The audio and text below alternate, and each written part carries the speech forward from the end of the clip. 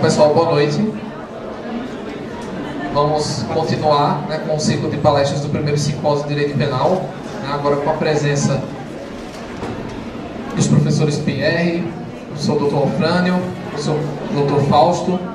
Lembrando que há livros aí fora dos palestrantes de hoje, pela Imperatriz, com 10% de desconto, tá? Quem tiver interesse depois para autografar a obra junto com o autor aqui, procure a livraria aí fora. E nós vamos caminhando agora para a última parte do nosso congresso, né? Como eu disse, à tarde, começou semana passada com os desafios do novo Código de Processo Civil e agora com esse momento do simpósio de Direito Penal, que esperamos que se repita ano que vem, né? No ano que vem nós não teremos congresso de direito, tá? O congresso de direito será bienal agora, só teremos em 2017, mas esperamos repetir o simpósio de direito penal. Contamos aí com a colaboração do Movimento Luta pela Justiça, o professor Pierre está sempre conosco, estabelecendo essas parcerias, o nosso plano, né, de fomentar a pesquisa em direito penal na Faculdade de Acesso, conforme eu comentei com vocês, pelo início da tarde, tá?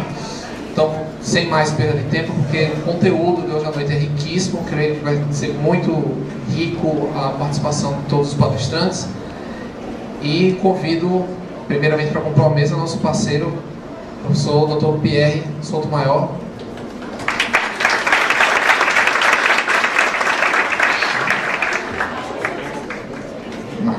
Convido também o professor Afrânio Silva Jardim.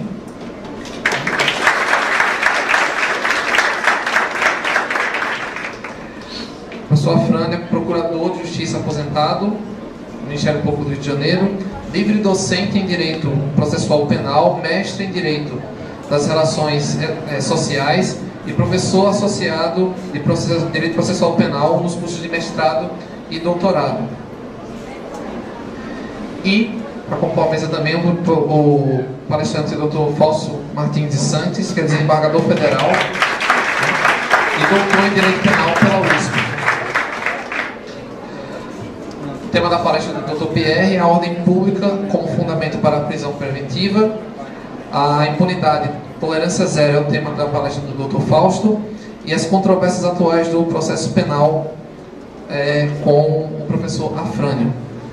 E convidamos também para presidir a mesa, nos dá a honra da presença feminina, a nossa magistrada, a doutora Magdala, presidir nossa mesa, dê-nos essa honra.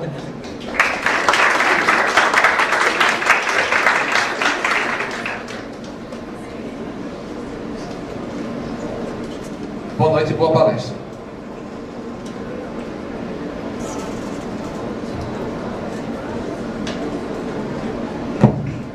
Boa noite a todos.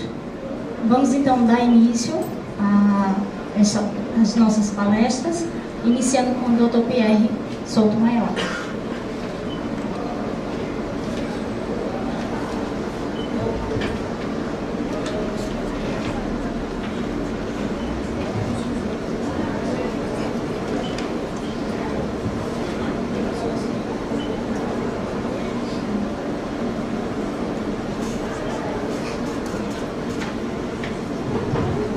Olá pessoal, boa noite. Boa noite também a todos que estão no auditório vizinho, né, que estão assistindo o evento pelo telão e que podem participar no final se houver tempo, se houver espaço, com perguntas. Enquanto vocês podem fazer as perguntas e nós receberemos aqui, se houver um tempo adequado. Eu agradeço mais uma vez a Associação Carolista de Ensino Superior. Seria mais um número do evento que fizemos 14 ou 15 simpósios e empurrando. O evento já é bem antigo e conhecido por todos vocês. Com a presença mais uma vez do Afrânio Silva Jardim, também pela terceira ou quarta vez que vem ao nosso evento. E este ano com o Fausto Martins de Santos, que está fazendo uma passagem meteórica aqui em Caruaru, vai logo cedo voltar para São Paulo. E eu espero que seja proveitoso para todos vocês, certo? Bom, eu vou entrar logo no tema, porque nós temos pouco tempo para falar. Eu vou resumir, inclusive, o que eu tenho para expor, para que a gente tenha mais tempo para ouvir Afrânio e Fausto. Vocês estão aqui comigo, especialmente na pós-graduação, já estão acostumados a ouvir parte dos meus discursos, né, que eu tenho a dizer. O tema que eu escolhi é a questão da prisão preventiva com fundamento na ordem pública. Não é um tema novo, mas é um tema muito polêmico, sem um acerto doutrinário consensual e muito menos jurisprudencial. Ultimamente, os cursos e os manuais têm suscitado novamente a inconstitucionalidade desse fundamento para a prisão preventiva, baseado na ordem pública, alegando que não tem um fim cautelar e que seria uma antecipação de pena.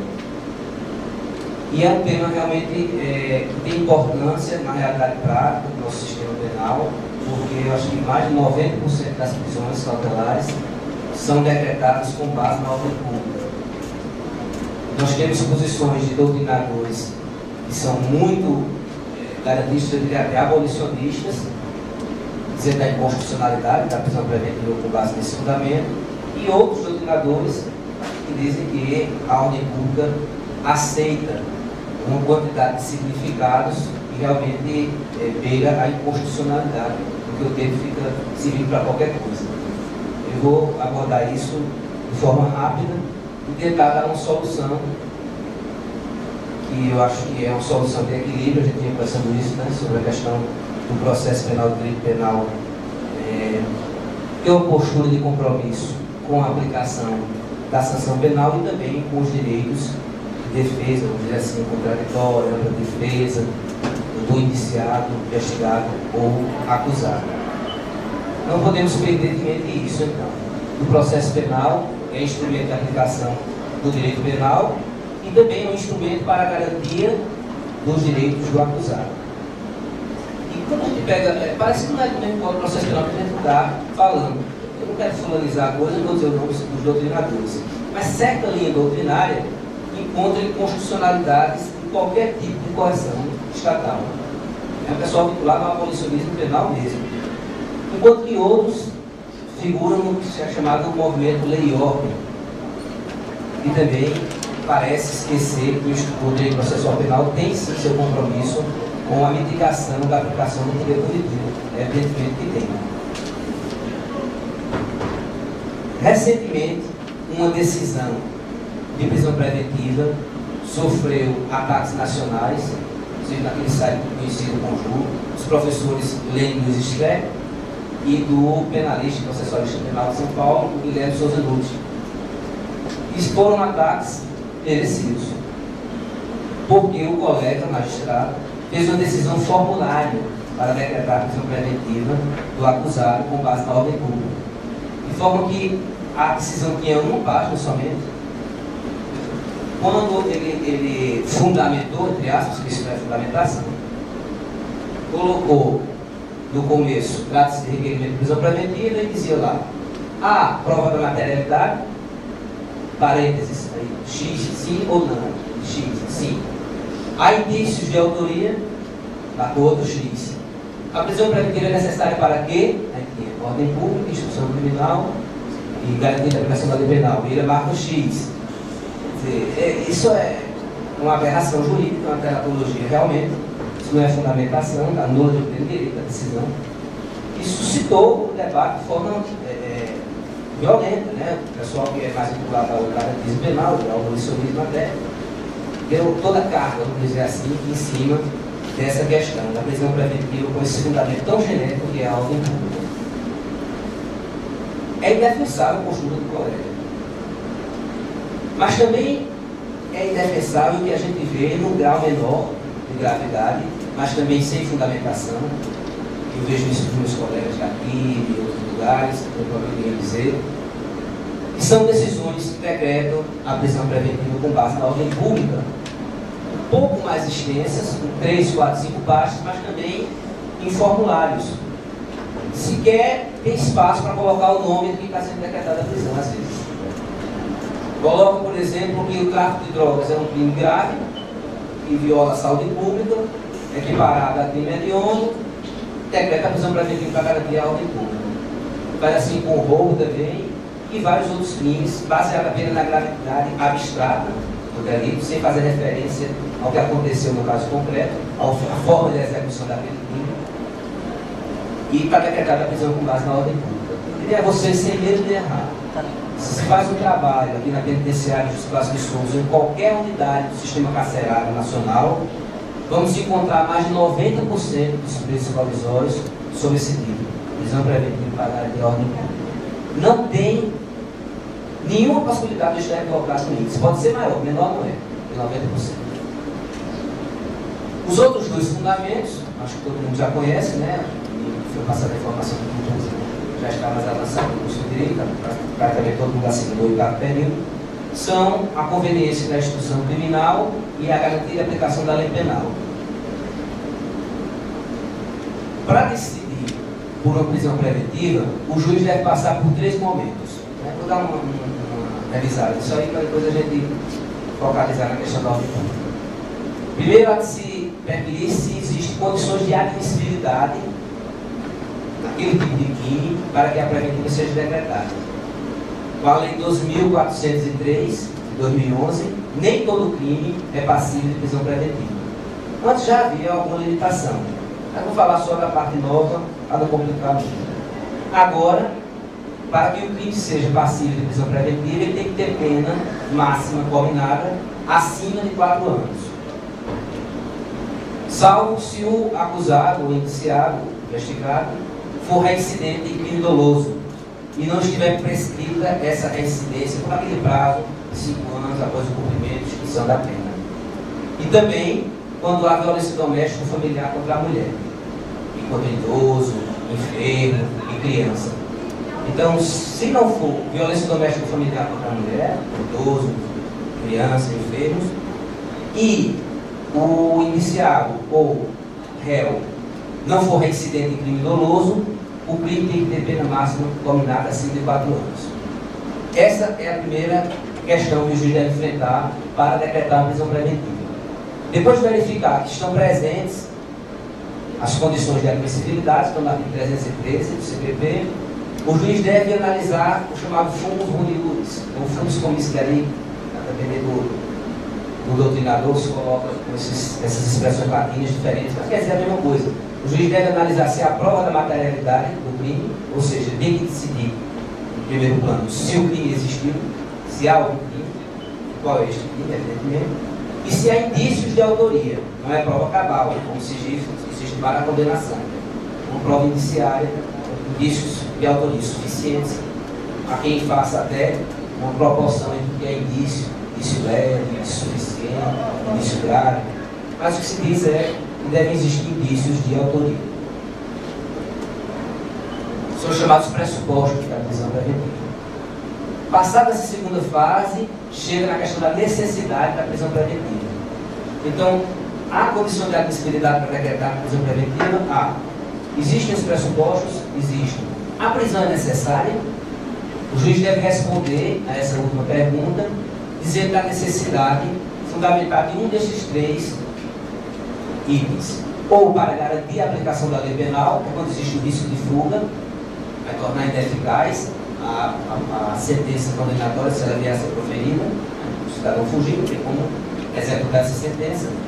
Para a garantia da instituição criminal ou da investigação, ou seja, existe um risco de destruição da prova, ou para a garantia da ordem pública. E aí a definição da ordem pública começa todo o problema. Bom, é o verdadeiro parto, né? Para decretar uma prisão preventiva. Deveria ser. Então, como é que a gente tem essas decisões formulares, decisão preventiva em uma página? Se o juiz tem que analisar tudo isso, é porque não está analisando.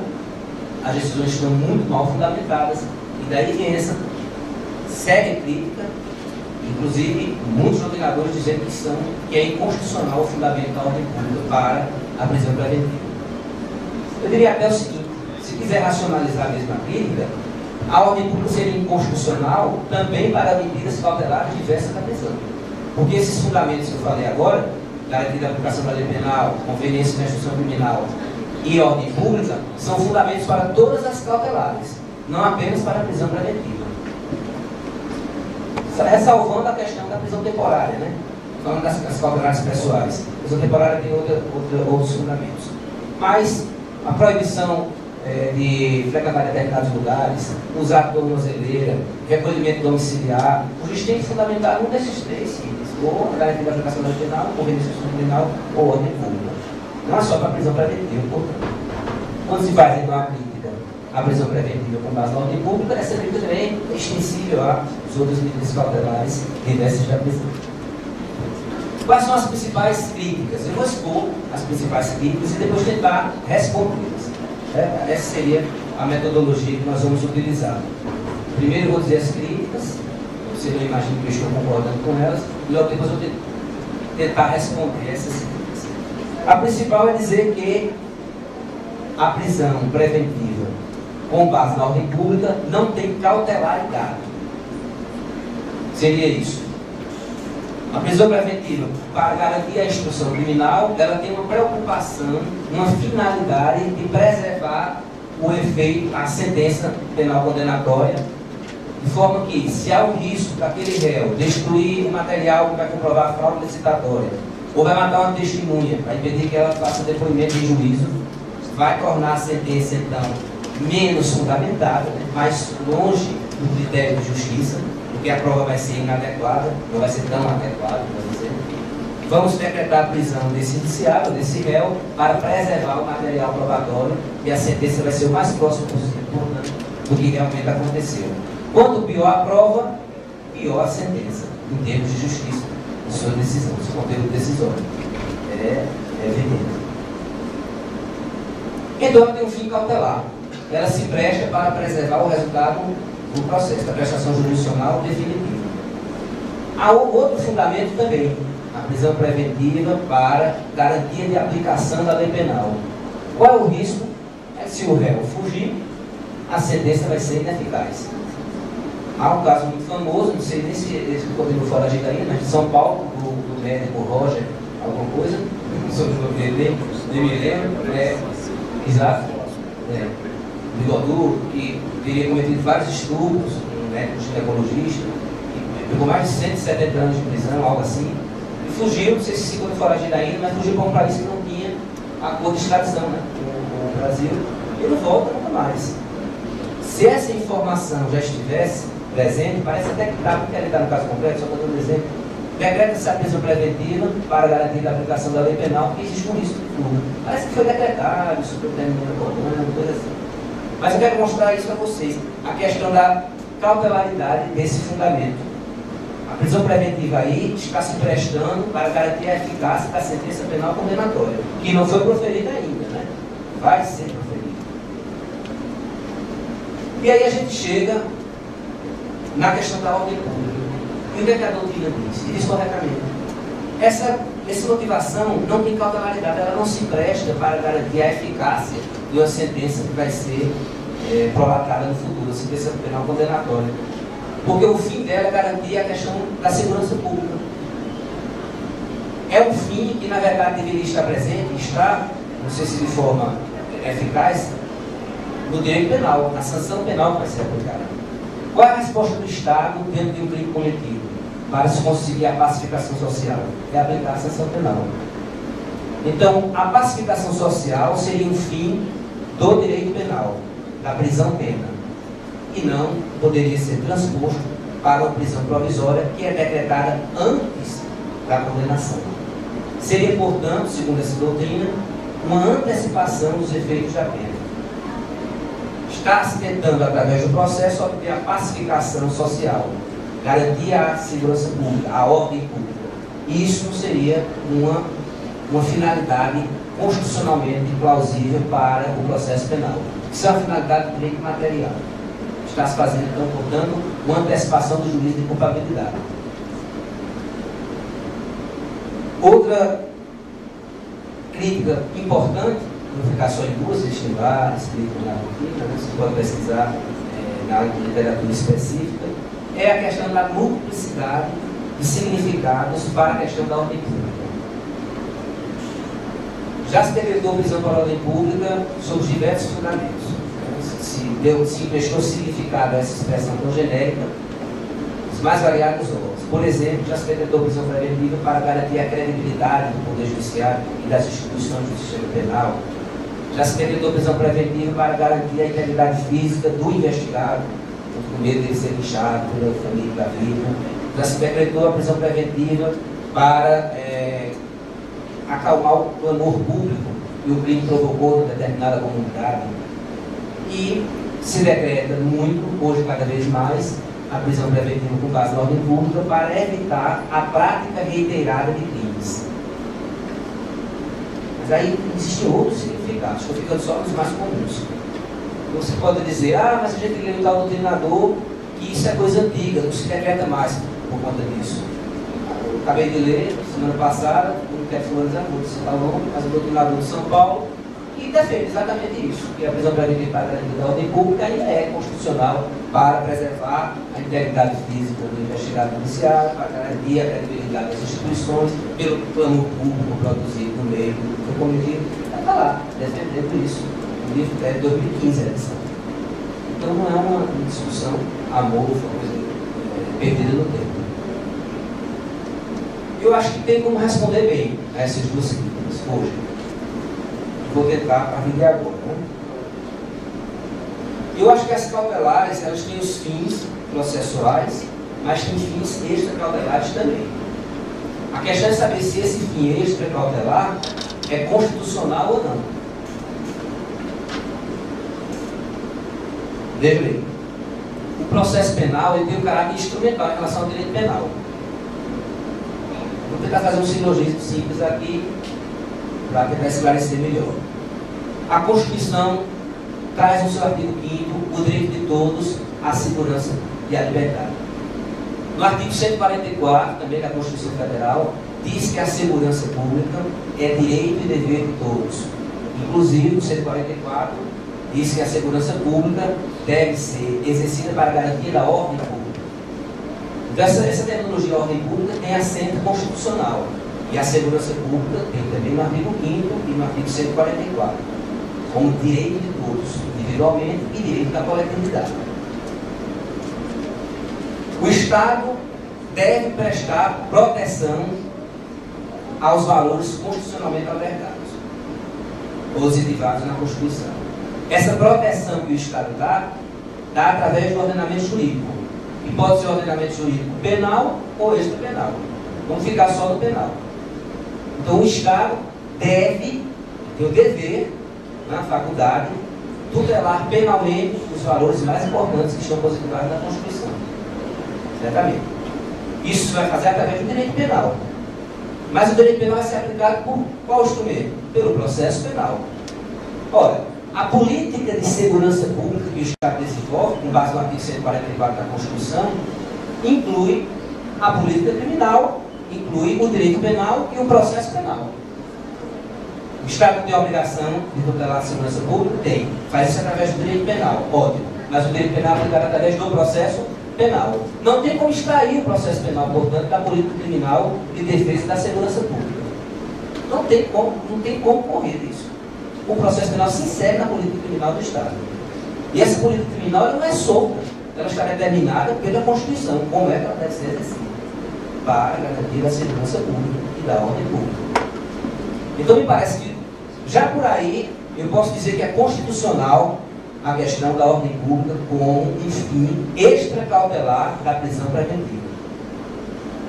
Não estou dizendo que é um fim que tem a cautelaridade, estou dizendo que é um fim extracautelar. Mas esse fim extracautelar tem assento na Constituição e o Estado está obrigado a fazer isso. Esse princípio é conhecido como princípio da proibição da proteção insuficiente e é coisa que vem da Itália, da Alemanha, chegou aqui no Brasil em 2003, 2012, por aí, através de alguns doutrinadores.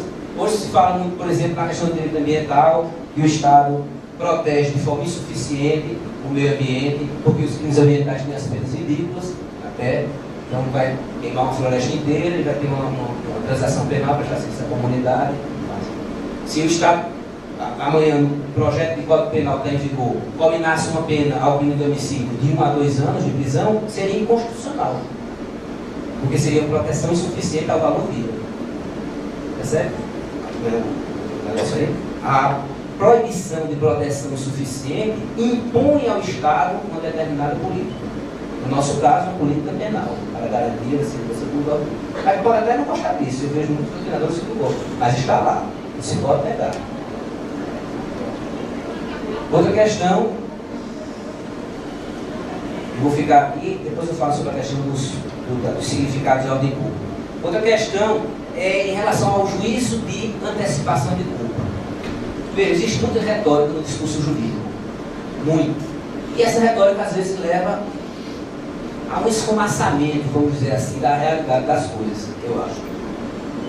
Toda medida cautelar, em toda ela, vai existir uma determinada antecipação do juiz de culpabilidade. Não tem como fugir disso. Porque o juiz tem que analisar se existiu um crime, prova da materialidade do crime e indício de autoria. Pode dizer que ele está analisando isso em cognição sumária, que não é cognição exauriente, como lá o caso do Batanari, né? Dele sobre a horizontalidade, verticalidade da cognição. Pode botar o nome que quiser, mas a verdade é que o juiz vai, numa decretação da cautelar, dizer que existiu um crime.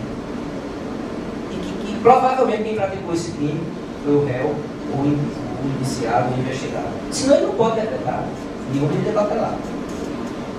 Esse é um dos pressupostos da medida cautelar. É uma artigo 312, do processo penal. Prova da materialidade e indício de autoria.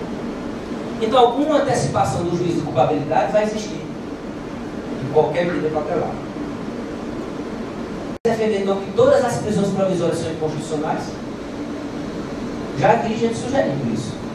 E é incontornável, na verdade, o princípio da presunção da inocência com o instituto das prisões provisórias. Então parece que o cidadão escolhe um determinado trecho da Constituição que ele quer ler e esquece do resto. A famosa criminóloga lá no Rio de Janeiro, recentemente, disse que não sabia o que ela estava lendo no projeto de Código Penal novo do Luiz Carlos, que é Procurador-Geral da República lá em São Paulo. Essa criminóloga disse que não existia legitimidade na Constituição para a resposta penal do Estado. Está lendo a Constituição dela, né? Porque a Constituição fala em inafiançabilidade, fala em crime hediondo, fala em prescritibilidade. É evidente que tem tutela penal legítima através da Constituição. Acho possível a gente defender isso. E todas as prisões provisórias são inconstitucionais. É melhor reconhecer que o discurso é retórico, é até falso, e que existe sim, na decretação das cautelares, uma certa antecipação do juízo de culpabilidade. Certamente. E uma certa antecipação dos efeitos da pena. Também. Tanto é que o cidadão está preso. Para ele não faz diferença se é provisório, se não é, vai descontar, como já disse, através da declaração penal. É melhor ficar com um discurso real e tentar defender esse discurso. Acho que a Constituição dá espaço para isso. A outra questão é em relação à multiplicidade de significados que estão dentro da expressão ordem pública. Hoje a gente já pode defender que existe apenas um significado possível para a expressão ordem pública, que é a questão de evitar a prática de novas infrações penais. Por que eu digo isso? Porque com a reforma da Lei 2.403, o artigo 282 trouxe parâmetros para a aplicação de todas as medidas cautelares. Esses parâmetros de aplicação devem ser seguidos para qualquer medida cautelar. Prisão preventiva e as outras cautelares de exercício da prisão. É o que diz o 282. E no 282, inciso 1, ele diz que todas as medidas cautelares previstas neste título, e é justamente o título 9 do Código de Processo Penal, que trata da prisão, da cautelar de exercício da prisão, diz o quê?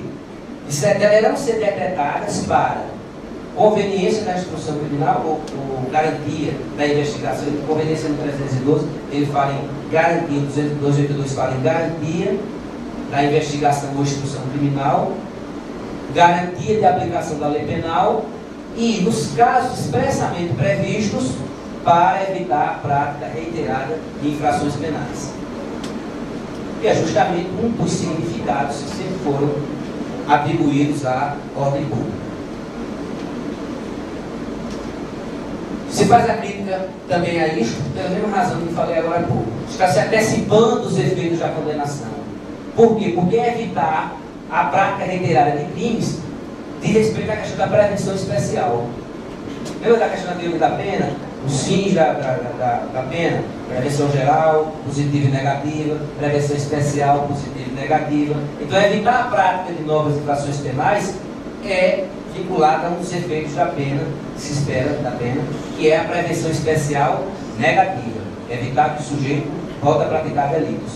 Eu respondo novamente, qual é a prisão preventiva, sob qualquer fundamento que não antecipa de alguma forma no efeito da condenação? Nenhuma. As outras também. Afinal de contas, elas se prestam a tutelar uma sentença condenatória. Existe uma probabilidade que a sentença condenatória vai ser proferida. Se a probabilidade for de sentença absolutória, não vai ter pressuposto. Vai ter fundo boniúris. Vai ter fundo boniúris se existir uma probabilidade de condenação. Então, essa tutela cautelar tem a finalidade vinculada a uma sentença condenatória. Não dá para ficar tergiversando isso. Vamos ver outra questão aqui, que é em relação ao direito comparado. Já para caminhar para a finalização da nossa conversa. Veja, já vi muitos artigos também, inclusive nos sites de grande divulgação do meio jurídico, em dizer que a prisão preventiva para a garantia da ordem pública traz um traço nazista ou fascista no nosso sistema processual penal. Bota a taxa lá que estamos caminhando para o nazismo e fica todo mundo assustado, porque ninguém quer ser nazista, né? É até um argumento fácil de falar, né? Tudo que se coloca a taxa de nazista é ruim, ou seja, fica com o pé atrás. Não é nazista? Ora, eu fui dar uma olhadinha no direito comparado e a prisão preventiva para evitar a prática de novas infrações penais tem previsão, eu fiz um apanhado só, né? Vai encontrar muito mais do que eu encontrei, mas eu encontrei na França, na Espanha, em Portugal e nos Estados Unidos. Fica até pensando, eu até não sei quem foi que ganhou a Segunda Guerra Mundial, se foram os alemães ou se foram os aliados, porque para a França está aderindo hoje ao nazismo, a Espanha, Portugal e Estados Unidos, o nazismo deve ter sido a Segunda Guerra Mundial, né? Eles têm influência no sistema processual mundial enorme. Está todo mundo virando nazista. Veja que a crítica não tem fundamento, nem político, nem jurídico. Não tem país que eu tenha pesquisado, pelo menos, que abra mão da defesa social através do direito penal material, através do processo penal. E esse é um dos principais motivos de defesa social, evitar a prática de infrações penais. É um dos principais motivos da existência do direito penal. Até mesmo a Alemanha, viu? No Código de Processo Penal alemão hoje, persiste lá, a vida nazista novamente, da Alemanha. Esse tipo de discurso é bom a gente olhar de forma crítica. Como é realmente no resto do mundo? Ou será que o Brasil é o berço da civilização democrática mundial? Nós somos o berço dos direitos humanos. Aqui no Brasil, sim, sabemos respeitar a democracia e sabemos tutelar os direitos humanos. Mas os franceses, os americanos, os espanhóis, esses são nazistas, né? Não vamos imitar, não. O discurso me parece vazio. Já vou finalizar falando do projeto de novo Código de Processo Penal. Está fazendo água até, né? Foi entregue em 2009 no Senado Federal. O número do projeto na época era número 156, de 2009, relatado por aquele processualista bastante conhecido, o Eugênio Pacelli. Foi aprovado já no Senado e está na Câmara de Deputados. E parece que sai de lá, faz uns 2 ou 3 anos, não sei se isso vai virar um novo Código de Processo Penal. Outros projetos existiram, né, e não foram aprovados. Mas se vier a se tornar o nosso novo Código de Processo Penal de fato, no artigo 544 está prevista a questão da ordem pública como fundamento para decretar a prisão preventiva. Há algumas incoerências nesse artigo 544. Acho que vai ter uma melhora de redação ainda. Porque apesar de colocar isso, logo depois, parágrafo 1º, bota assim, que não haverá jamais, esse jamais achei até interessante, que não haverá, né? Não haverá jamais antecipação de nenhum efeito da condenação em prisões preventivas. Ele já está indo contra o caput, né? Que prevê a questão da ordem pública, que é traz o pedido de antecipação do efeito de pena. Com certeza ela não tem cautelaridade. Mas não, como eu disse no começo, defender a constitucionalidade disso ou não. Acho que é constitucional. Vai dizer que não haverá jamais ou depois de botar a ordem pública no carro, ficou comigo vai abrir. E tem outros parágrafos lá, que está muito bolado, dizendo que não cabe prisão preventiva para maior de 70 anos, para maior de 70 anos. O pessoal hoje tem 70 anos está capaz de cometer delitos, inclusive graves, né?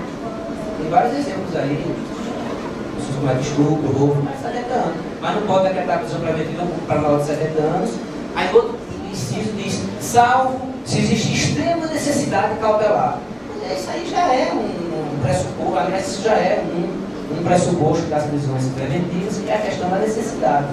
Você vai decretar a prisão preventiva se for necessário. E vamos fazer a decisão formulária. Então, eu vou finalizar dizendo o seguinte, eu comecei com a crítica aos meus colegas, magistrados, que têm decretado, me parece, prisões preventivas com base na ordem pública desnecessárias mesmo, altamente genéricas, sem consideração de nenhum sobre o caso concreto. Às vezes eu chego na 4ª ou na 5ª página, e aí eu encontro o nome do réu, que é a única referência ao caso concreto na decisão. E todas as outras decisões dos colegas, aqui do determinado colega, ou de outros também, são exatamente iguais, só troca o nome. Não, isso não é uma fundamentação adequada. Com certeza não é. É até desprezo ao sistema de medidas cautelares diversas da prisão. E nós não estamos mais no sistema minarista, liberdade provisória e prisão preventiva. E as cautelares diversas da prisão, da 319 e 320 do CPP, que deveriam ser utilizadas. Não são. Não são. Pelo menos em regra não são. Mas eu quero finalizar fazendo crítica ao outro extremo, que é a questão do pessoal vinculado ao abolicionismo penal. E a gente vê muita gente batendo palma para essa postura e desse compromisso. O Estado, quando sai das relações de conflito, especialmente no direito penal, o que prevalece é a solução comunitária. Olha, como diz Zaffaroni, a reação do Estado é um terror, é uma prisão, é uma violência, que coisa horrível. E a solução comunitária? Não respeita nem a lei italiana. A solução comunitária, se não só dessa região, a gente tem muito isso, né? É contratar um grupo de extermínio para matar a pessoa que furtou você. É a proporcionalidade. Você vai matar uma pessoa que cometeu um furto, desfalcou seu patrimônio. Pagando pelo menos a 8 por olho, dentro por dentro. A reação comunitária, ela é irracional e desproporcional. A reação do Estado, o pior que seja, eu não estou defendendo a pena de prisão, que ela cumpre seus efeitos, os efeitos clássicos da pena de prisão não são cumpridos, especialmente no sistema carcerário da gente. Porém, qual é a outra solução? Deixar a comunidade resolver os seus conflitos penais. Essa é uma proposta de alguns, inclusive do regional Zaffaroni. Eu acho que é uma irresponsabilidade, realmente acho que sim. E nós não estamos no estado civilizatório, possamos defender o abolicionismo penal. Acho até que o marco político de quem é abolicionista penal não é um Estado social, não é um Estado solidário, é o anarquismo, é a ausência de Estado. A ausência de resposta penal na nossa sociedade tem como vinculação política a ausência de Estado, o anarquismo. Cada um que se vira. E aí quem vai se virar é quem tiver força política ou econômica. O pobre vai se dar muito mal, o fraco politicamente e fraco economicamente vai se dar muito mal. Não venho dizer então que estão defendendo o Estado social, o Estado socialista, o Estado de prestação com o abolicionismo penal. Não conheço país no mundo que tenha um Estado de prestação e tenha a abolição do direito penal. Não conheço. Estou para conhecer. Queria que esse pessoal mostrasse um exemplo disso. Bom, pessoal, então eu vou finalizar. Vamos passar a palavra para os nossos seguintes convidados. Obrigado pela atenção de todos.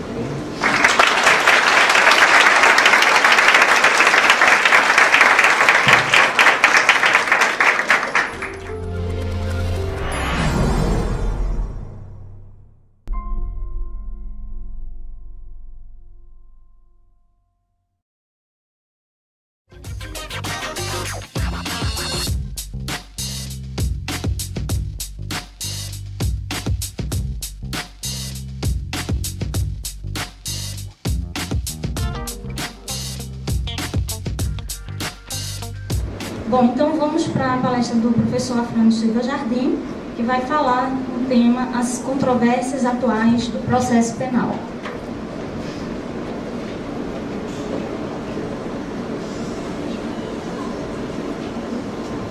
Quem tem cabelo tem prioridade. Só discordei com uma coisinha que você falou. Não sei se o auditório percebeu. Você disse que tem muitos velhinhos de mais de 70 anos praticando escuta. Tecnicamente, eu acho que seria impossível. Propriedade do meio. Mas, de qualquer maneira, eu fiquei satisfeito, porque eu estou chegando lá daqui a pouco, e quem sabe que ainda continua na atividade. Não para praticar escuta. Isso é um procedimento, né? Bom, lá na universidade, na UERJ, estou dando uma matéria discutiva, que é tópico de processo penal, questões processuais penais controvertidas. Então eu aproveitei, o programa tem 30 questões controvertidas. Eu tirei dali 14 que me pareciam mais adequadas ao auditório aqui, mas evidentemente o tempo não será suficiente, talvez nem para chegar à metade disso. Mas a nossa ideia é não uma exposição sobre um tema sistemático, mas pegar alguns temas que são controvertidos no processo penal, questões específicas, para dar uma solução possível dentro de uma abordagem sistemática, teórica. Não são casos tópicos que se responde com 3 ou 4 linhas, se fosse feito uma prova. São questões que suscitam temas mais abrangentes. Então, vou começar pela minha ordem aqui e vamos ver se vai funcionar essa metodologia. Primeira questão controvertida. Eu quero dizer que eu sempre vou dar posição para resolver controvérsia. E nem sempre a minha posição é majoritária. E nem sempre talvez seja a melhor. Na minha ótica é a melhor, senão eu não teria esta posição. Mas quando for minoritária a minha posição, eu vou até ressaltar isso. Né? Eu até estou estimulado a dar um conselho antipático. Estou vendo o pessoalzinho com a caneta e o caderno. Né? Eu queria que olhasse para mim e raciocinasse comigo. Então, evidentemente, cada um vai fazer como quiser, cada um tem seu método. Né? Tem pessoas que, se não escrever, não se concentram, são dispersivas. Mas na faculdade eu sempre digo, gente, recolhe a caneta, por favor, vamos prestar atenção. Até porque isso aqui está sendo gravado e pode ser visto depois talvez no YouTube, fazer uma propaganda. Tem umas 30 palestras. É mais importante, eu quando fui aluno, e fui sempre um aluno meio relapso na faculdade, eu não tinha caneta nem para sinalizar presença. Mas eu ficava olhando e tentando pegar o professor numa contradição, esse espírito de contestação que a gente tem quando era jovem e tudo mais. Então o mais importante é acompanhar o raciocínio, né?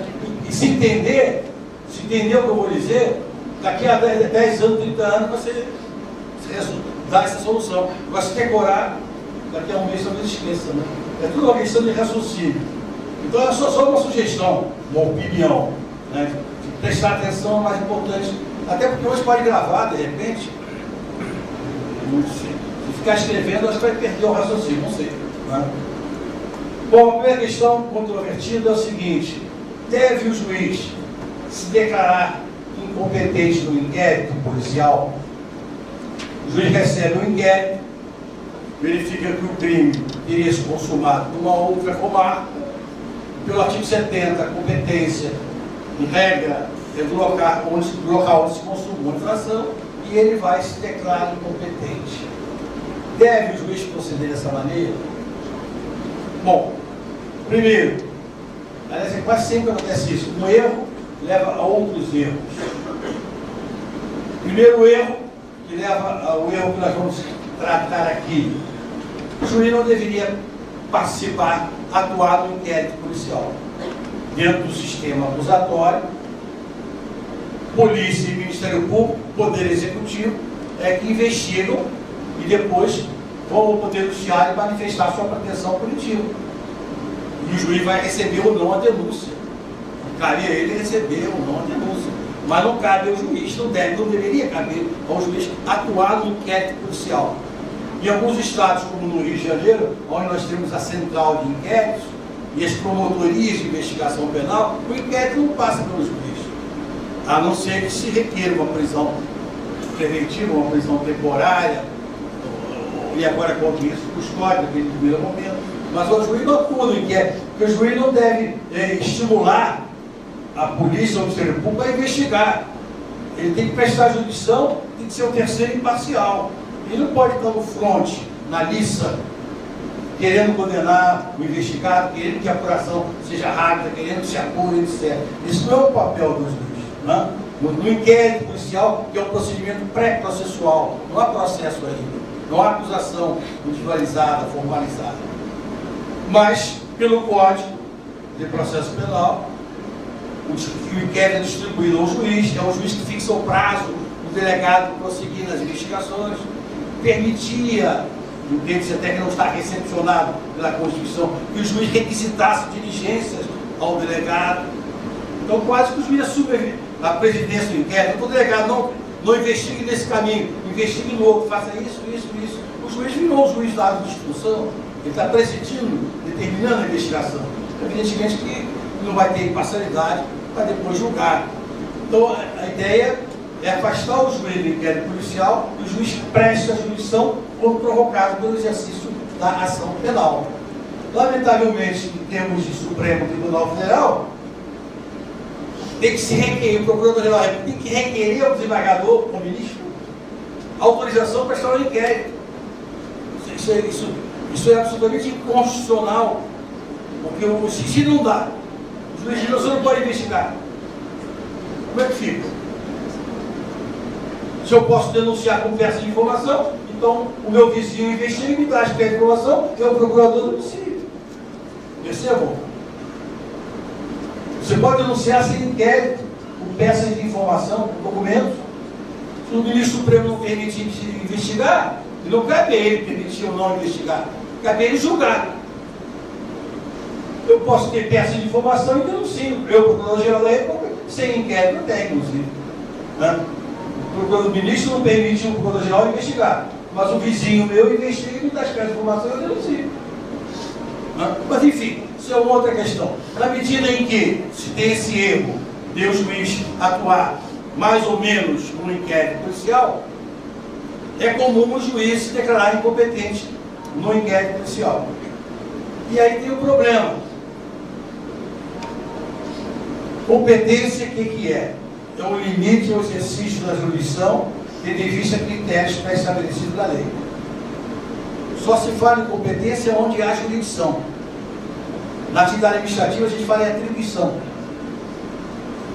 No inquérito policial, que é um procedimento administrativo pré-processual, ainda quando o juiz atue, não há atividade jurisdicional, há uma atividade judicial, porque é o juiz que praticou aquele ato. Não deveria praticar como falei antes, mas a lei prevê essa possibilidade. Então, se não há jurisdição, não há que se falar em competência.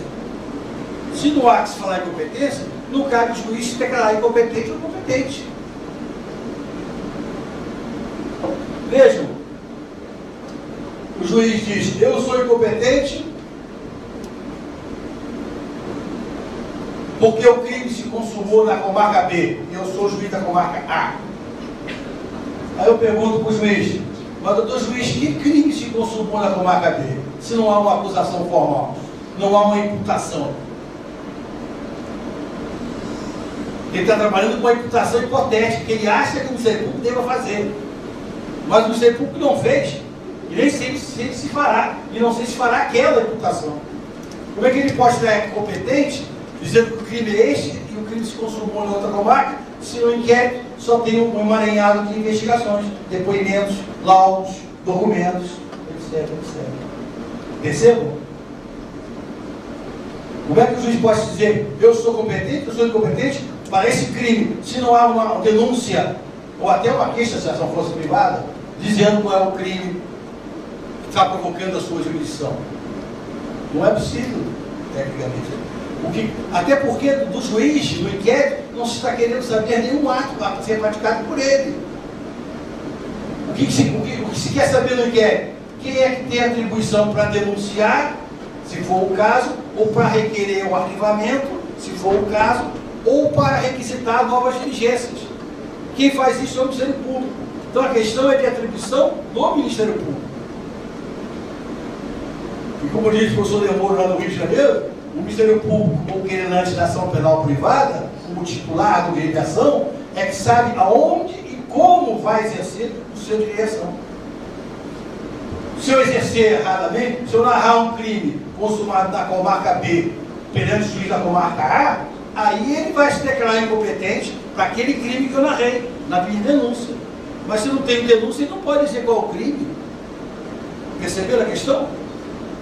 Eu tive isso, está até no parecer do nosso livro, quando eu era assessor do Procurador-Geral no Rio de Janeiro, em que foi até o promotor de São Paulo, foi o promotor, falsidade documental e uso de documento falso, questão tormentosa, né? Crime meio, crime fim, falsidade é o crime meio por uso de documento falso, ou o crime é o falso e o uso é o pós-fato não punível, exaurimento, aquelas discussões todas, concurso aparente de norma.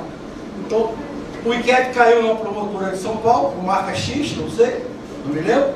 A promotora disse: olha, doutor juiz, o promotor induziu o juiz a erro. Requer que o acidente se declare incompetente nesse inquérito, porque o falso documental, o documento falso, foi feito lá no Rio de Janeiro, na comarca Y. E por conseguinte, eu acho que aqui foi só o exaurimento do crime e tal. Nos declara incompetente no inquérito. Aí foi para a comarca Y lá no Rio de Janeiro. Aí o promotor de lá disse: não, discordo.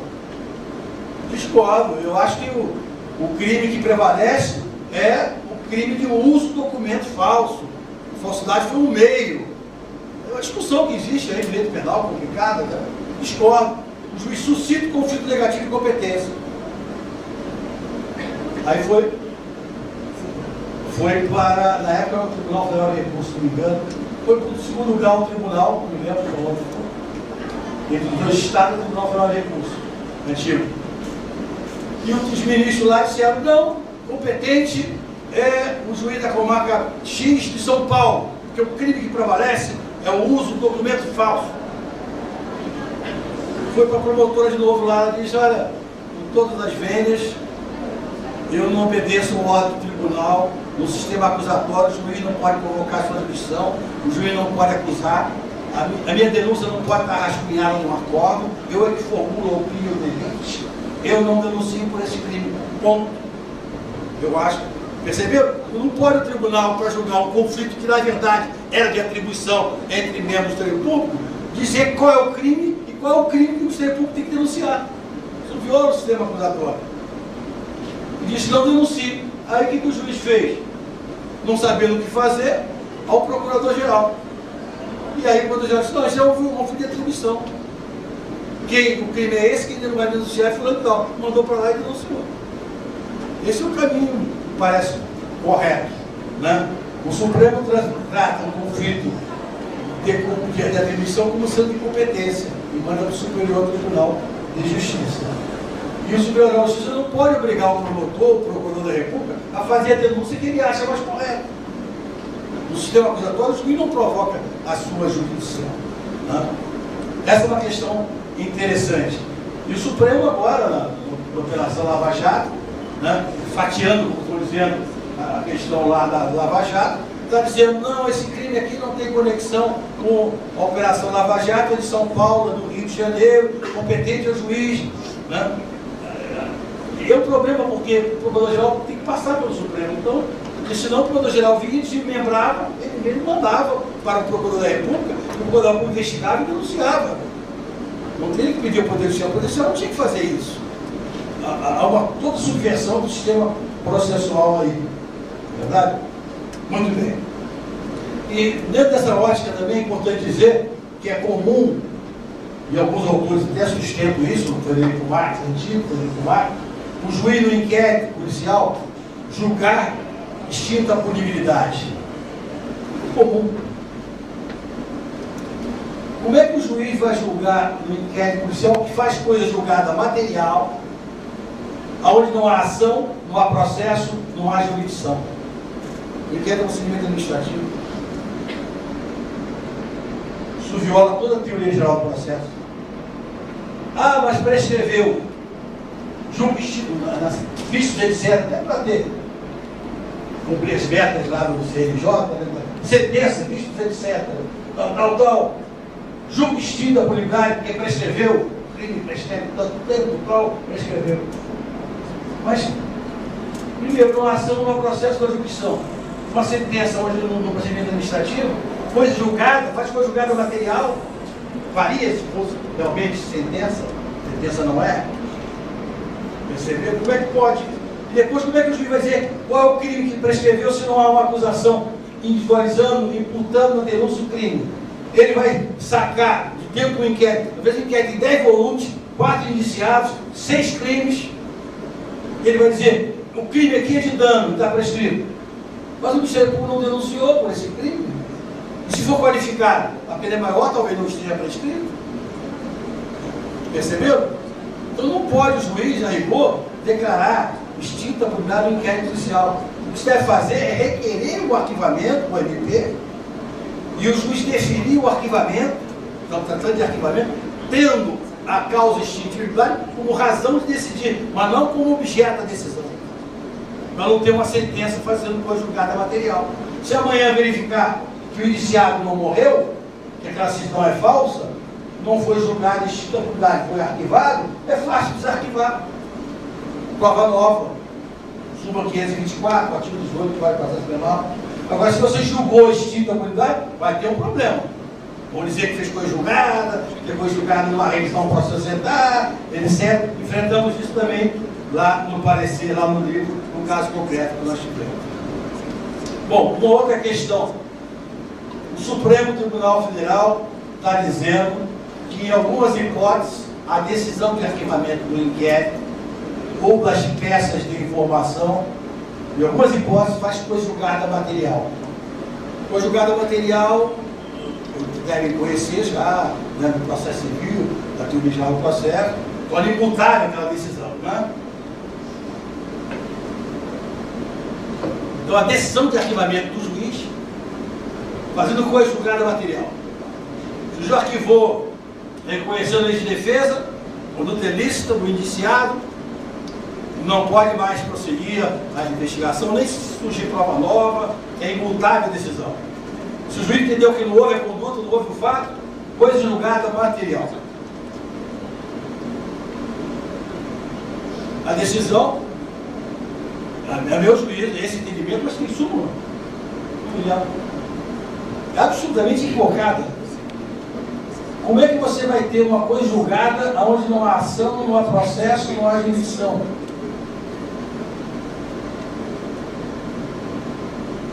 E se o juiz aplicou 28 e mandou o procurador-geral, o procurador-geral insistiu porque foi lei de defesa, será que a decisão do procurador-geral vai fazer coisa julgada também? A decisão do órgão do Poder Executivo fazer coisa julgada, isso é absurdo. Não existe. Né? E amanhã, se passar o projeto e a revisão não for do juiz, o artigo 28, for do Conselho Superior ou do órgão colegiado do Ministério Público, vai fazer coisa julgada? A decisão do juiz, quando defere o arquivamento, é uma decisão judicial que emana do juiz, mas não é jurisdicional. Não há ação, não há processo, não há jurisdição. Agora, no erro decorre o outro. Ah, mas o juiz arquivou porque houve legítima defesa. Não, o juiz não pode arquivar dizendo que houve legítima defesa. Nem o promotor de justiça ou o procurador da República deve requerer o arquivamento, alegando, sustentando que o indiciado agiu em legítima defesa. O que ele tem que fazer, ele promotor, ele Ministério Público, é requerer o arquivamento, dizendo que não tem prova mínima da ilicitude da conduta. Eu até costumo dar um exemplo, né, muito repetido, mas bem próprio para vocês perceberem bem a questão. Um chefe de família, um senhor, em sua residência, durante a noite surpreendido com um assaltante que arrombou a porta, com metralhadora, fuzil, quer dizer, o que quiser que seja, vai lá atrás, mata a empregada no quarto da empregada, Então, nesse caso, eu devo requerer o arquivamento ao juiz, não sustentando que o indiciado alivio de defesa. Isso eu teria que sustentar se houvesse alegações finais no processo, mas não tem nem processo. Eu vou dizer, doutor juiz, eu não tenho prova mínima, não chamo de justa causa, suporte probatório mínimo, da ilicitude da conduta. Poderia não ter prova mínima da autoria. Quando você não tem prova mínima de um crime, ou de um dos elementos do crime, você requer o arquivamento. Então, requer o arquivamento, não sustentando que o indiciado agiu no desdefeito. Eu não tenho como dizer que ele não agiu, é diferente, não é um mero jogo de palavras. Requer o arquivamento porque eu não tenho prova mínima da ilicitude e não posso narrar na minha denúncia o que está apurado no inquérito, que é uma legítima defesa, e pedir a aplicação de pena, seria um despautério. Então, requer o arquivamento por falta de justa causa, ou suporte probatório mínimo, na hipótese da ilicitude da conduta.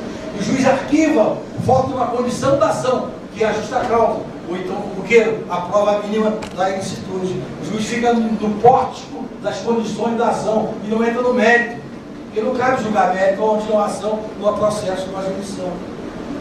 Mas o Supremo acha que o juiz julgou, reconheceu a defesa, e aí, se reconheceu a defesa, tem que fazer conjugada material. Aí chega esse despautério de conjugada no inquérito policial, onde não há ação, não há processo, não há jurisdição. Perceberam meu raciocínio? É meio sutil, mas não é sustentar que ele estava em defesa. Eu não tenho prova mínima para dizer que ele não estava. Eu não tenho prova mínima da ilicitude. Amanhã, se surgir uma testemunha, vizinha, e disser, não, doutor delegado, eu vi, ele rendeu o ladrão, que estuprar a filha assim, mas ele rendeu o ladrão, algemou, levou para o fundo de quintal, deu um tiro nas costas da cabeça dele. Agora, eu já posso arquivar esse inquérito. Tem prova nova, que não foi assim. Tem prova nova da ilicitude, mínima da ilicitude.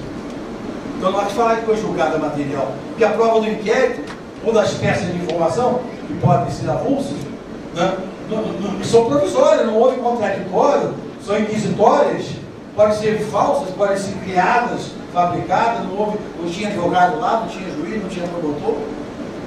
Então não pode fazer conjugada uma decisão em cima de prova meramente inquisitorial no procedimento meramente administrativo.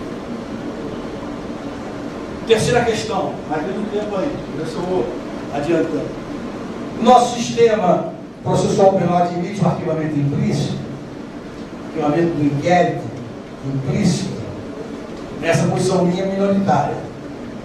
A maioria diz que não. Uns chamam de arquivamento tácito, outros chamam de arquivamento indireto, né? O nome não é importante. E essa ideia de arquivamento implícito no inquérito policial surge do gênio do professor Hélio Tornag.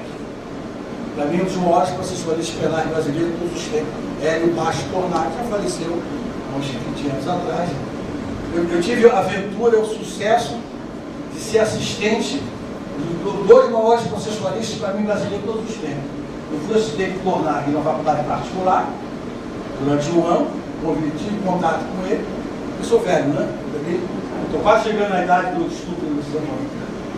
Eu fui assistente do Tornag e fui assistente do concurso lá na UERJ do Zé Carlos Barbosa Moreira. Para mim, o maior processualista civil todos os tempos, felizmente está vivo ainda no Brasil. E o Tornag, lá no livro dele, esgotadíssimo, Instituições, no rodapé, ele transcreve essa parecer que ele deu no caso concreto. A situação é a seguinte, é fácil de entender o arquivamento implícito diante do caso concreto que o Hélio Tornag apresenta, narra no livro dele. O inquérito, detalhes eu não sei, não me lembro. O inquérito, 5 indiciados, caso rumoroso, falsificação das ações da Mansma, isso é de década de 60. Eu era criança até, eu vi no livro dele depois, né? Enfim. O promotor de justiça, depois de muitos volumes, aquela complicação toda, esse inquérito, colarinho branco, complicado, trabalhador todo, já naquela época, o promotor diz o seguinte: doutor juiz, em separado, denuncio apenas os 4 primeiros indiciados. Está no 5. O 5º indiciado, ele arrola como testemunha. O juiz diz: receba a denúncia conforme colocada pelo Ministério Público, presente as condições da ação. Receba a denúncia. Depois de um ano, esse promotor entrou de férias, ou foi promovido, não sei, veio outro promotor e adita aquela denúncia para incluir o quinto indiciado, que agora era testemunha. Aditou a denúncia. E o juiz recebe o aditamento. Um outro juiz, um advogado bom, né? Esses casos são bons advogados, comparecendo a tornar habeas corpus. Sustentou o seguinte: o Ministério Público, não denunciando o quinto e arrolando como testemunha, em relação ao quinto, teria havido o arquivamento implícito. Tanto é que ele arrolou como testemunha terceiro. Arquivamento implícito, arquivamento é. O aditamento aí seria um desarquivamento do arquivamento implícito. E, por conseguinte, seria necessário prova nova. E não tinha prova nova. Teve um outro promotor que valorou diferentemente as provas antigas. Por habeas corpus, o tribunal, aspas, que eu não gosto dessa expressão, trancou o processo em relação ao quinto indiciado, sendo que haveria um arquivamento implícito. Perceberam a questão? Muita gente, muitos autores, a maioria, criticam o arquivamento implícito, o Instituto do Arquivamento Implícito, dizendo, primeiro, que o Ministério Público tem que fundamentar e o juiz tem que fundamentar. O Ministério Público as suas promoções e o juiz as suas decisões. Sim, tem que fundamentar, mas se não fundamentar, o juiz tem que fundamentar, mas se ele absolver sem fundamentação nenhuma, o Ministério Público recorreu para as duas julgadas e absolvido tal réu. Quer saber os efeitos, é uma patologia. O certo era requerer, doutor juiz, denuncie os 4 primeiros indiciados. Em relação ao quinto, requer o arquivamento por isso. E agora aconteceu. Mas o promotor não fez assim. O juiz aceitou a denúncia sem a inclusão desse quinto. Porque se o juiz discordasse, aplica o 28. Em relação ao quinto indiciado, discordo. O Ministério Público tinha elementos para denunciar ao Procurador-Geral. Mas o juiz aceitou a não inclusão do quinto indiciado e foi arrolado o testemunho. Ah, tinha que fundamentar sim, mas não fundamentou. E agora? Como é que fica o indiciado? Não é esse. Veja, outros dizem, mas o promotor, o arquivamento implícito, não pode, porque o promotor se esqueceu, pode ser um mero esquecimento. Não, veja bem. No arquivamento implícito, talvez fosse melhor falar em tácito, há uma vontade. Esqueci de... Juro? Que na palestra. Fala. Desculpe. Essa é boa, né? Promotor de justiça. Não porque minha esposa está com febre, está doente, até porque esse aqui é tão difícil de mexer. Comprei lá em São Pedro, onde eu moro. Cheguei lá para a loja e disse, qual é o pior celular que você tem aí? Aí ela botou um na mesa assim, quase desmanchou. Eu falei, descartável não, né? Aí botou, me dá o segundo pior, ela me deu esse aqui. Eu falei, esse mesmo. Esse aqui não tem internet, não tem nada disso. Eu esqueci de desligar. Bom, inusitado esse. Júlio o nome dele. Promotor do Tribunal do Júri lá no Rio de Janeiro, seguindo os caminhos do pai. Mas enfim, muita gente chega e diz, não pode, porque o Ministério Público não pode haver um mero esquecimento. Repetindo, não, no arquivamento implícito, ou tácito, a expressão seria melhor, há uma vontade no Ministério Público que se depreende do comportamento que ele praticou. Se for um mero esquecimento, eu fiz uma denúncia uma vez, 31 indiciados contra uma obra lá no Rio de Janeiro, imóvel, uma obra. Eu podia esquecer, daqui a pouco não tinha nem computador, a máquina de veste técnica, lógico, copiar um por um, assim, se copiar. Eu podia esquecer um nome, mas se ficasse claro que eu não incluí na denúncia por mero esquecimento, não tem arquivamento implícito, não tem uma vontade ali. Se eu ponho, doutor juiz, ofereço denúncia contra todos os indiciados, e não boto 2 ou 3, foi esquecimento. Eu botei todos os indiciados. Mas nesse caso do Tornag, ele denunciou apenas os 4 primeiros e arrolou o quinto como terceiro, como testemunha. Então, no arquivamento implícito, tem uma vontade de não denunciar e tem uma vontade do juiz de aceitar a denúncia tal qual foi posta. A vontade tácita. comportamento omissivo também pode ser uma manifestação de vontade. O direito civil se tem isso, silêncio como manifestação de vontade, certo? Né? Então, essa crítica não procede. E depois, se não houvesse arquivamento implícito, aquele indiciado que não fosse denunciado, de caso pensado pelo MP, se não houvesse arquivamento implícito, ele ficaria como indiciado a vida toda. O outro pode ser até absolvido, o denunciado. Mas se não houver arquivamento implícito, qual é a situação dele? Como é que vai ficar ele na sua folha de antecedentes criminais, lá no distribuidor? Eternamente como indiciado? Não, ele não é mais indiciado. Então, se ele não é mais indiciado, há quem conste em relação a ele. Não é verdade? Muito bem. Uma outra questão. A originalidade. Essa é uma questão original minha, né? Pode ser considerada uma condição para o exercício da ação penal, inclusive a condenatória. Aqui não cabe examinar as condições para o exercício da ação penal.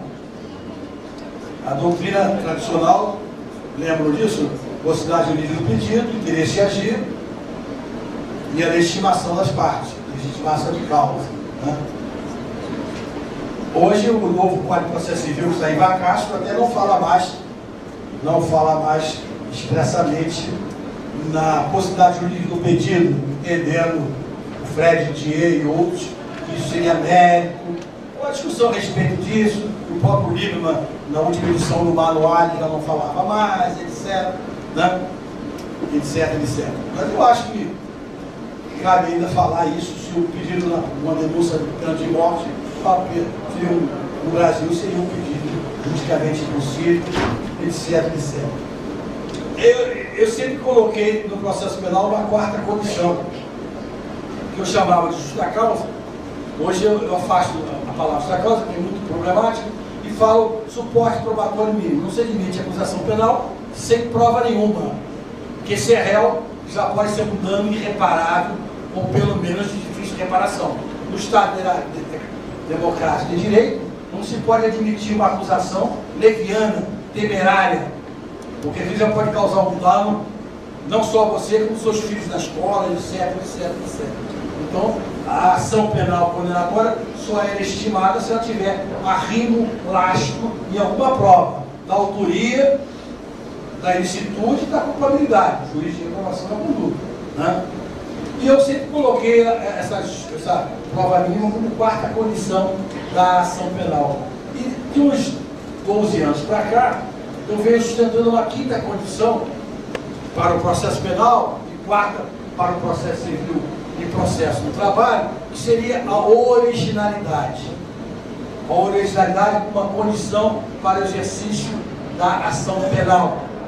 E aí poderia ser até não penal condenatória, poderia ser uma das cortes, uma ação de revisão criminal, ações penais outras que não a condenatória. Veja bem, eu não está criando nada, está apenas jogando as questões. O que diz a doutrina tradicional? A litispendência, duas litispendendo ao mesmo tempo, litispendência e a violação conjugada são pressupostos processuais negativos.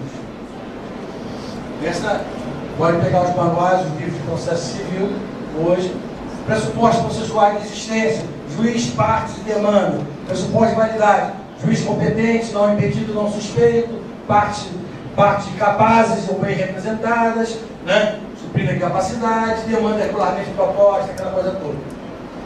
E coloco o impedimento, a expediência conjugada como sendo um pressuposto negativo de validade da relação processual penal, ou relação processual em geral. E me parece um equívoco essa colocação. Porque a proibição de repetir a mesma ação duas vezes tem a ver, o nome está dizendo, com o exercício da ação e não com a validade do segundo processo.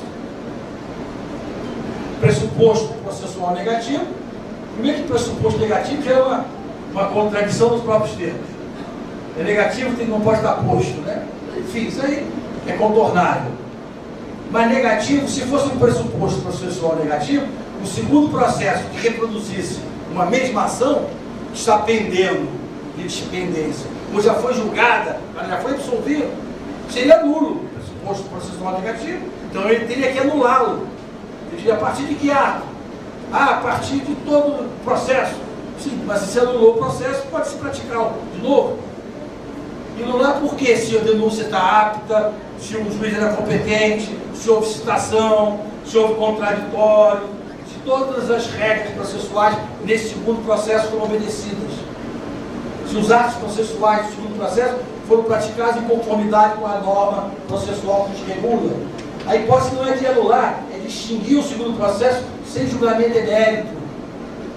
Se extingue o segundo processo sem julgamento emérito, por quê? Porque houve um abuso do direito de ação.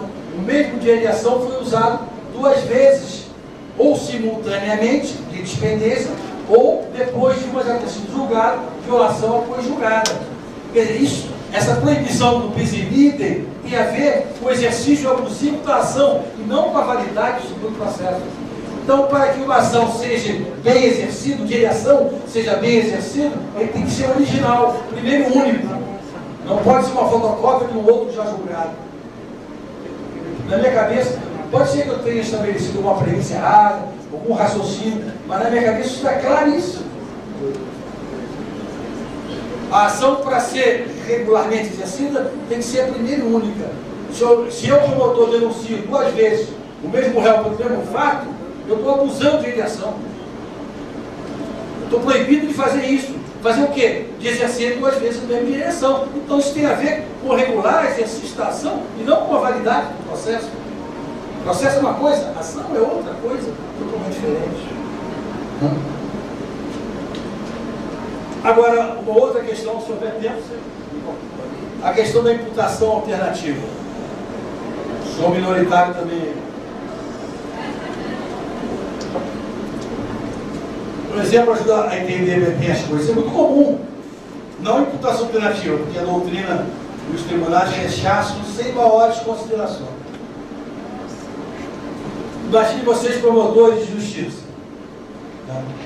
Recebem o inquérito, as investigações exauridas, já baixou, já foi, voltou, 4, 5 volumes, não tem jeito. Fato seguinte, o cara é encontrado dirigindo um carro roubado, uma outra comarca, dias antes,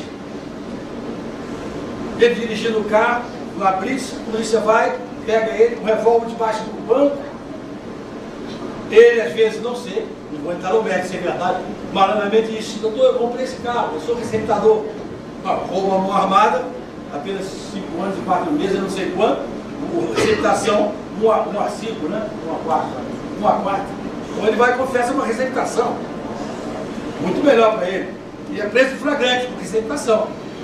E diz que receptou, de repente, o companheiro está com ele, não, ele comprou esse carro com preço irrisório, a receptação culposa, dolosa, não entende. Confessa a receptação.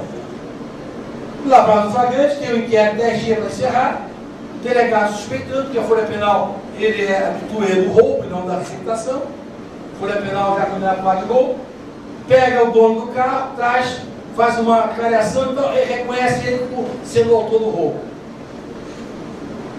A esposa do proprietário do carro diz que não tem certeza, que estava nervosa, enfim, você tem prova, até porque ele confessou, da receptação, e você tem prova outra, tem que ter prova, senão não tem justa causa, não pode fazer nada.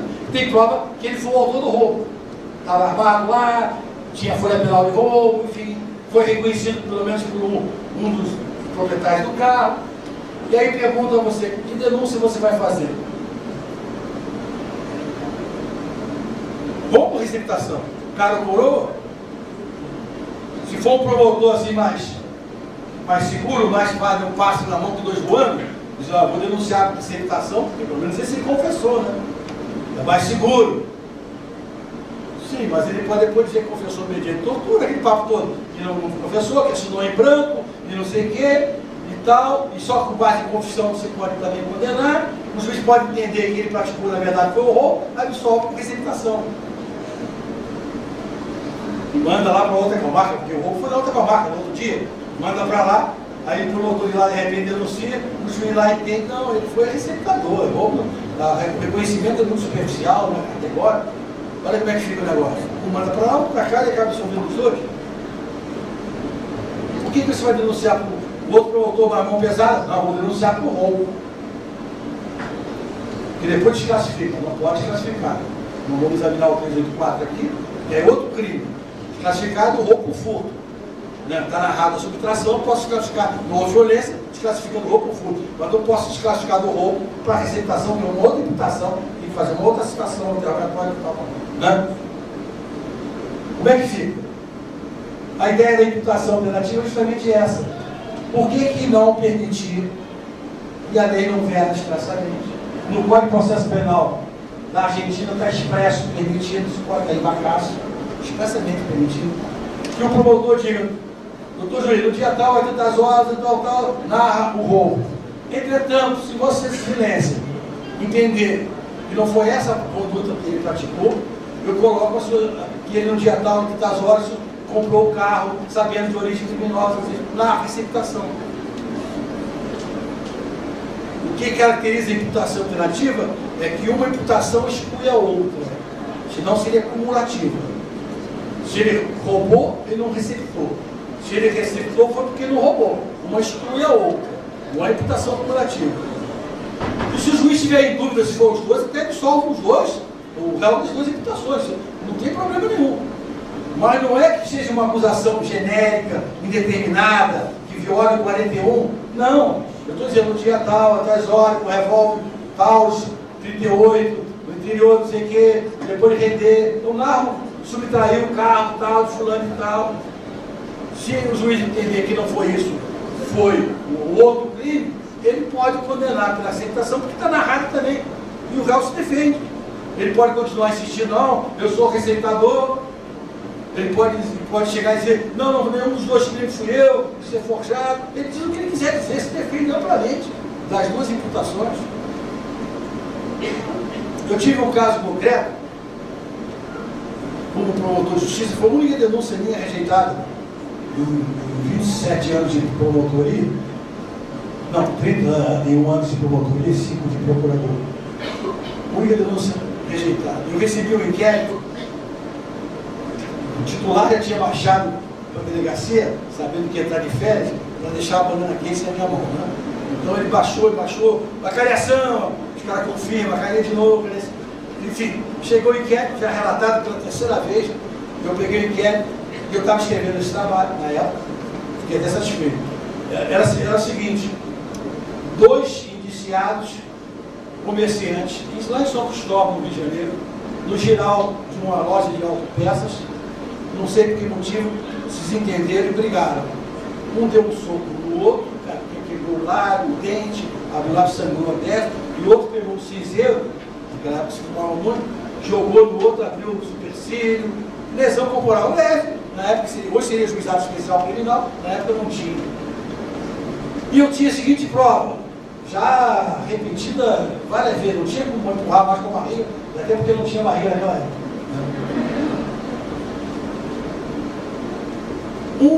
Um dizia, não, ele me agrediu, um soco, quebrou meu dente, não sei o quê, e ele vinha para cima de mim, eu peguei o cinzeiro e bati nele para me defender. Usei moderadamente o que necessário, legítimo defesa. E essa versão era corroborada por um funcionário da loja com um freguês. O outro diz, não, ele jogou um cinzeiro em cima de mim, abriu meu supercílio, e eu, para me defender, dei um soco nele, pegou e sangrou, quebrou o dente dele, eu estava em defesa, e 2 testemunhas, agora não me lembro quais, corroboraram essa versão. Já tinham feito a cariação, devolveu, reprodução dos fatos, tinha que denunciar. Como é que ele vai fazer? Se não admitir imputação alternativa, como é que você vai fazer essa denúncia? Qual dos dois eu vou denunciar? Maternidade está aprovada, os dois estão lesionados, a autoria também do ego, deu soco, eu joguei o cinzeiro. Mas cada um está se defendendo. Uma versão é verdadeira, outra é falsa. Mas qual é que é verdadeira e é falsa? Eu queria perguntar, a doutrina aqui na autoria, como é que se faz essa denúncia? Né? Até o Gustavo Badalá, que vamos estar amanhã com ele lá no congresso lá em Recife, ele sustenta, até no livro, né? Conta, faz essa denúncia, o que você vai fazer? O cara colou, vou denunciar quem? Como é que eu vou fazer denúncia? Arquivar em relação aos dois não dá. Eu tenho prova mínima, autoria, materialidade, tem tudo. Denunciar os dois, eu tive uma denúncia, foi no júri depois, que eu pude fazer diferente. Que era diferente do fato. O cara deu a facada no outro, o outro foi lá no bar, mas até que bebeu água, pegou um revólver, voltou e deu um tiro. Aí são duas condutas separadas. Aí não é, eu denunciei que deu a facada e tal, cessada a agressão, após alguns minutos de ir no bar, quem voltou com a arma e deu um tiro. Aí você pode, não tem problema nenhum. Nenhum dos dois está em legítima defesa. Né? Agora, nesse caso, não tem jeito, como é que eu vou fazer? E aí eu fiz a imputação alternativa, eu chamei de subjetiva, que é em relação ao sujeito, a outra em relação ao fato, ou receptação. Aqui é em relação aos sujeitos. Me propondo a provar que foi o primeiro ele que agrediu, se o juiz entender que não está provado foi ele, examine se foi o outro que primeiro agrediu. Vamos estar e vamos produzir prova no contraditório com os advogados. Se a dúvida persistir, o juiz tem que absolver os dois, em dúvida para o réu. Mas se a prova em juízo convencer o juiz, ele julga de acordo com o seu conhecimento, condenando um ou outro, né? Evidentemente. É uma imputação alternativa do aspecto subjetivo. Outra questão, tem tempo? 5 minutos. Mais uma questãozinha que é interessante, a chamada execução provisória da pena, se seria admissível, se é constitucional ou não.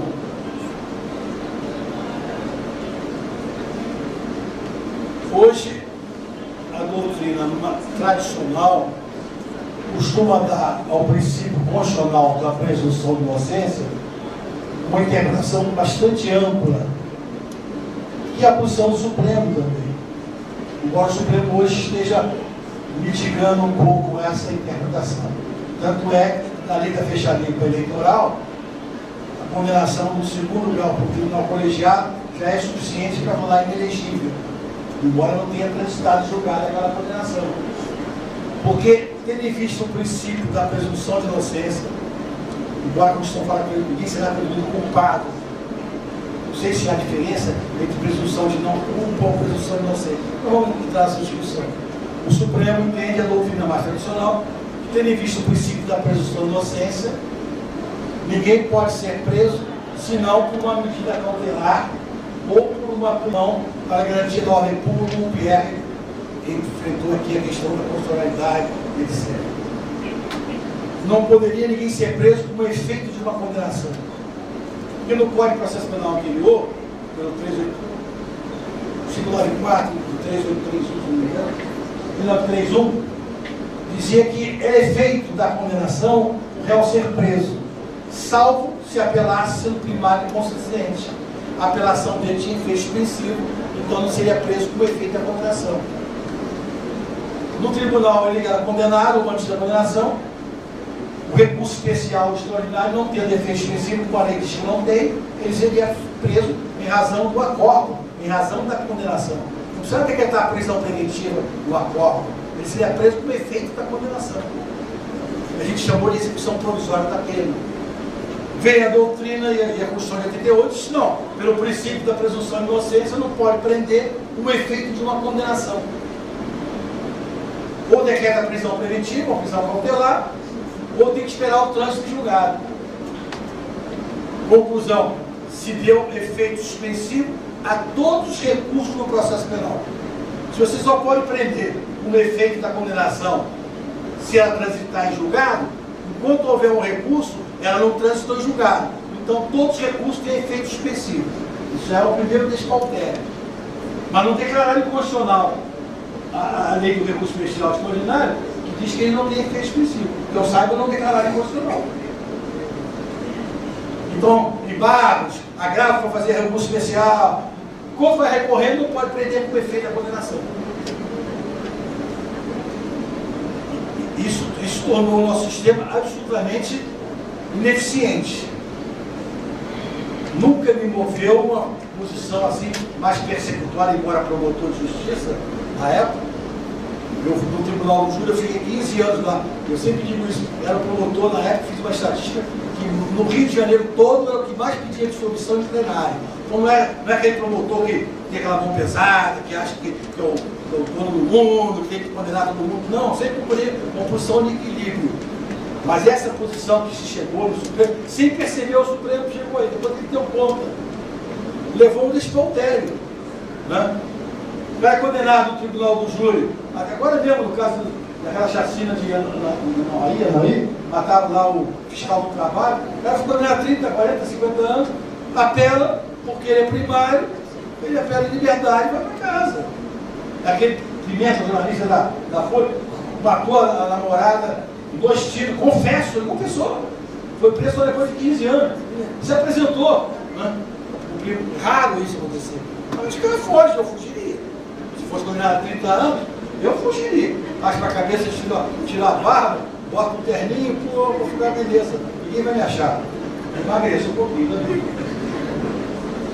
Quer dizer, e no júri, que tem a soberania do júri, quando cabível a apelação, o máximo que o tribunal pode fazer é novo júri. O tribunal não pode nem dar provimento e absolver. Percebeu? O cara é condenado. Dizer que a condenação é manifestamente contrária ao acusado é muito difícil, porque a pronúncia já mostrou que havia prova de autoria e materialidade. É raríssimo. Então o cara é condenado a 40 anos, 50 anos, como eu fiz júris lá no Rio de Janeiro, acabou o júri, o cara está ali tomando cafezinho, 40 anos condenado. O advogado apela, ele depois liga para ele, ó, foi mantida a condenação, ó. Já preparou, já até escrevi 2 trabalhos recentes, e só uma vez até hoje eu soube de um réu condenado a uma pena de regime fechado tem que ser apresentado espontaneamente para cumprir, dos juros que eu fiz na capital, com 15 anos, só uma vez. Pode ser que tenha uma outra que eu não tenha sabido, mas sempre que o oficial falava. Uma vez, foge, evidentemente que foge. Né? Então isso, por isso que há projetos agora tentando contornar isso. Uns dizendo, transformando o recurso especial e o extraordinário em ações autônomas de impugnação. Transito em julgado, mas você tem a revisão criminal, tem a ação de recurso especial, a especial e a ação extraordinária, para transitar em julgado e dizer que não viola a Constituição. Né? Há o projeto, o Sérgio Moro está encampando também, os magistrados federais também trabalham nesse sentido, né? De dizer que o tribunal condenando decreta essa prisão, invertendo o ônus da prova, a não ser que a defesa prove que não é necessária aquela prisão. Né? Agora, no segundo grau, antigamente se prendia no primeiro grau se ele tivesse mau antecedente. Agora, o tribunal, condenado a 15 anos, o tribunal mantém por 3-0, 15 anos, ele recurso especial nem cabe, mas ele faz o recurso especial, que é difícil caber, e ele fica solto. É aquele princípio que o Pierre falou, o princípio da proibição da proteção deficiente. O Estado tem que criar um processo penal, não pode ser um faz de contas, tem que funcionar. É o que eu falei, né? Isso não é antidemocrático, como disseram fascistas, nazistas, antidemocrático é as instituições do Estado de Direito democrático não funcionarem. Hoje a gente pode dizer, né, não cabe o golpe militar porque as instituições estão funcionando. Graças à Operação Lava Jato, né, as pessoas estão sendo condenadas, que têm que ser condenadas, absolvidos que devem ser absolvidos. Não precisa dizer tem corrupção e dar legitimidade para uma intervenção militar. E ninguém quer mais ditadura, a gente quer viver em liberdade. E isso, quando as instituições funcionam, não precisa de intervenção externa. Essa é a grande questão. Antidemocrático é não funcionar. É um desprestígio para a polícia, é um desprestígio para o Ministério Público, é um desprestígio para o Poder Judiciário. Aí as pessoas que querem ver o circo pegar fogo dizem, corrupção, vem de novo militar. Né? Sempre é o argumento que eles usam da intervenção militar. Então, o processo penal funcionando, a polícia funcionando corretamente, a polícia funcionando, é uma garantia da nossa democracia. E tem que funcionar, não pode ser um faz de conta. Todo mundo sabe que o cara condenado a 40 anos não se apresenta para cumprir pena. Todo mundo sabe. É o que acontece. Tem mais de 200 mil mandados de prisão para serem cumpridos aí no Brasil, muito mais. Né? As pessoas foragidas. A gente está batendo de cabeça com assaltante e criminoso aí foragido sem saber. A polícia procura uma, 2 vezes, não encontra mais, aqui vão mandar em prisão. Por acaso, se ele for encontrado numa blitz, ele é preso. Então é preciso que você, e que eu digo, prender como efeito de uma condenação, não é violar o princípio da presunção de inocência. E aí, o juiz que condenou, o tribunal condenou, às vezes 3-0, unânime, não está presumindo a culpa, está afirmando a culpa. O que a lei não quer é que se dê efeitos de condenado a quem não é condenado. Por exemplo, a lei de Juizado Especial Criminal diz que não cabe suspensão do processo se o autor do delito, o autor do fato, tivesse sido condenado por um crime ou tivesse sido processado. Aí está identificando o processado ou o condenado. Aí está violando o princípio da presunção de inocência. Agora, quando o tribunal mantém uma condenação, unanimemente, não cabe nem embargo de infringente tem efeito expressivo, unanimemente, o tribunal não está dizendo, eu estou presumindo a culpa, não, eu estou condenando porque foi ele o culpado e analisa a prova e entrega da prestação jurisdicional. Isso é mérito. Isso não viola o princípio da presunção de inocência. Ah, mas ele pode fazer um recurso extraordinário, um recurso especial e vir ser absolvido depois. Raríssimas vezes, até porque no recurso especial extraordinário não cabe exame de campo daquele fato, só questão de direito. Se for uma questão de direito, tem habeas corpus, que é muito mais rápido, não tem nem recurso especial extraordinário. Se é absolvido depois de uma condenação, até na revisão criminal, então não pode prender nunca mais, porque sempre poderá haver uma revisão criminal, até depois de extinta a punibilidade, até depois de mortos. Os descendentes podem entrar para a revisão criminal. Então, se você for levar as últimas consequências, essa possibilidade da condenação ser modificada, então não tem mais revisão. Ótimo se pudéssemos viver sem ter prisões. Né? Embora eu toque isso. Né? Embora no Rio de Janeiro, então, sabe, né?